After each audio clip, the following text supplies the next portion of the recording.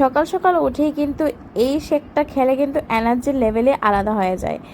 দেখো আমি কি বানাচ্ছি, এটা হচ্ছে বানানা আর এটা হচ্ছে কাউ মিল্ক।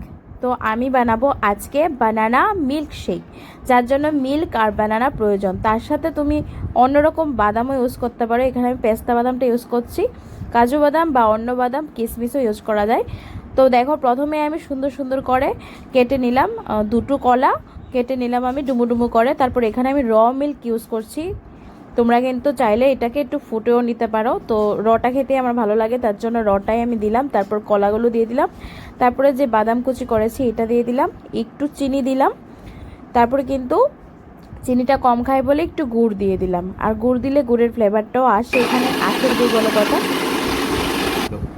তারপর এই মিক্সারে আমি গ্রাইন্ড করে নিলাম। তো এই দেখো কত সুন্দর করে তৈরি হয়ে গেছে আমার ব্যানানা মিল্ক শেক, যেটা আমি নিজেও খেয়েছি আর আমার বরকেও দিয়েছি। আমার বর খেয়ে তো বললো বাহ দারুণ, সকালটা একদম এনার্জিতে ফুটে উঠেছে। তো তোমরাও কিন্তু এইভাবে সুন্দর করে ব্যানানা মিল্ক শেক বানিয়ে নিতে পারো। এটা কিন্তু খুবই উপকার শরীরের জন্য, স্বাস্থ্যের জন্য।